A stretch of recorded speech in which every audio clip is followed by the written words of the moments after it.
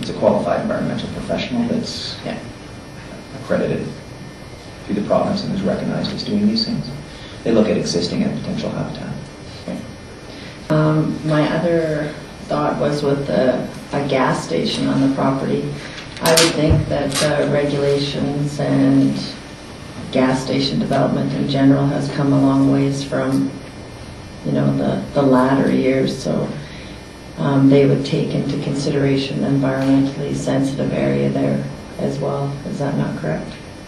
Yeah, a gas station here in the city is permitted in the highway commercial designation. Okay. And the Ministry of Environment regulates and prevents pollution to air regulations. Yeah, just like the QEP's report will go to the Ministry of Environment, and they would determine whether what the QEP said was correct, right? Yeah, right now it's a preliminary, and in order to, prior to the covenant, the actual distance, they'd have to submit a complete report. Right, so that's really in the domain of the Ministry of Environment rather than ours. Your Worship, put forward one other amendment. My other one didn't go so well, so I'll try a second one. I would like to add to under staff recommendations. I guess that's where code number 4 that the developer include a development permit on phase 1 of this property at time of rezoning. Seconded by Councillor Eliason. I have spoken to this already.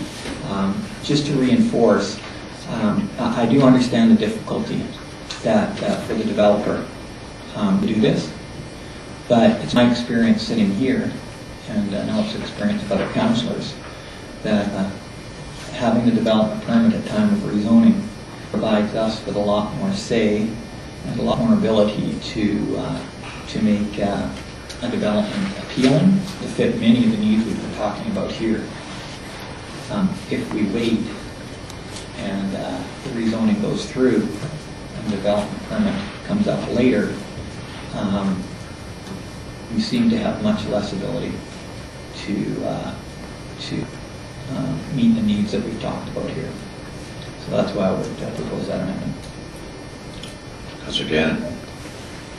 Speaking against the amendment again, I don't know how we could expect from the developer with him not knowing what tenants he has going in there. And after speaking to Director of Development and Services, he said that when and if we rezone and then the development permit comes back to us, that's when we can meet, that's when we can discuss the needs of how we want that building to look, landscaping, and look at those things then. So speaking against the amendment, again, sorry, Councillor Harrison. Yeah, my thoughts are, I agree with Councillor Harrison's comment that in an ideal world, we've always said, you know, it's really hard to deal with one and not the other. But in the real world, we've done it many times, and we do it quite. Rezoning is one issue, and the development permit is another. And I just don't see that the development permit that would be brought forward would have any value, because it's, you don't know who the tenants are, you don't know how they're going to. Zoning has to be dealt with to any realistic forward. So I just think that's going to be difficult in this situation. Although in a perfect world, you are totally correct. We would much prefer to have the rezoning and development permits dealt with at once, but that really isn't what happens typically all the time. So I just don't see how the development permit we would approve or not approve would have any basis in fact, and that's why I'd be concerned with going that route. Councillor Eliason. Yes, no, committee. Well, I'll speak in favor of the development permit. There's not too many of these sites out there, as we've been outlined in the staff report, and it's important that we get it right the first time.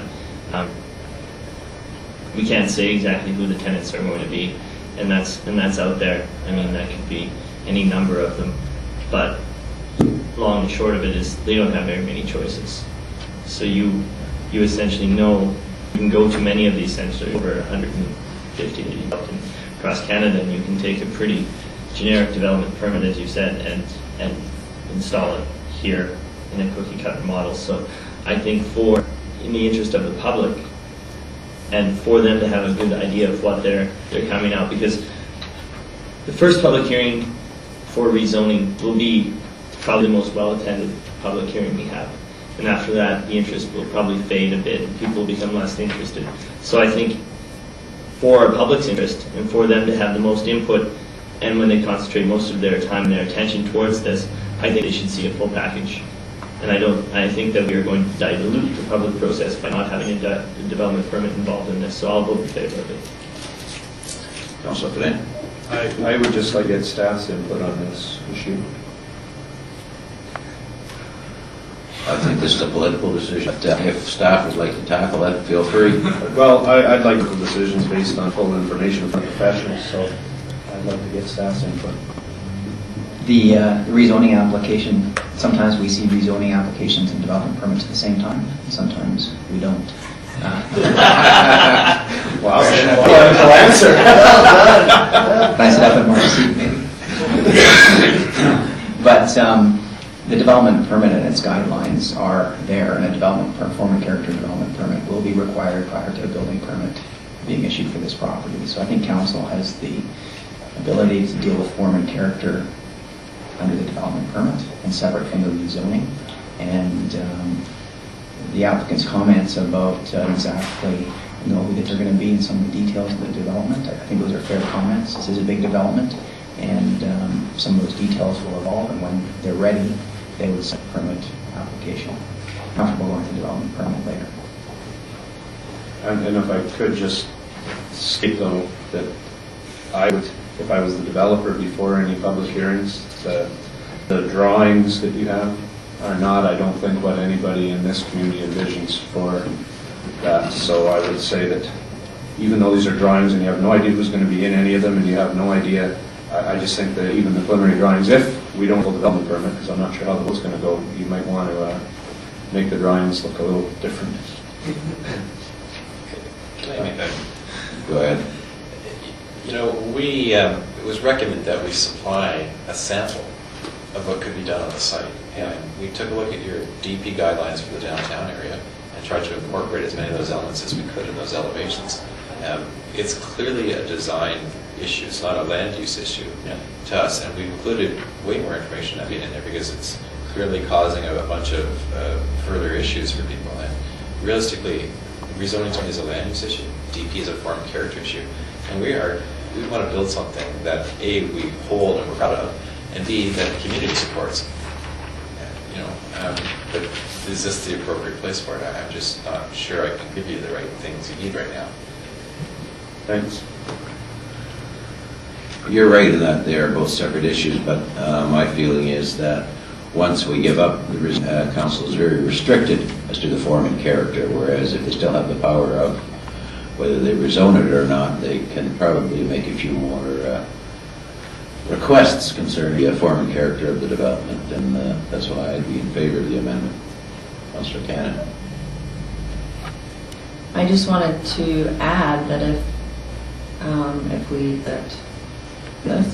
council doesn't agree, go ahead. Is that correct? Like the building permit does not go ahead if we don't vote to move it ahead. Council needs to approve the development permit before building on the site. So in my eyes, we still have power to form the development, how we want it to look or how we want it to landscape.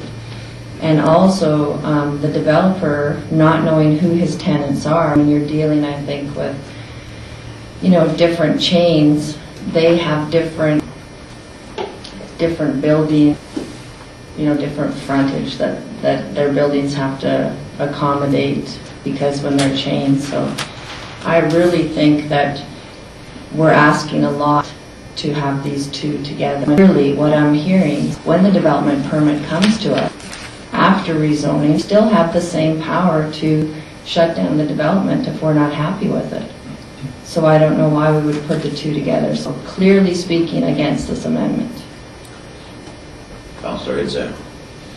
Thank you, Your Worship.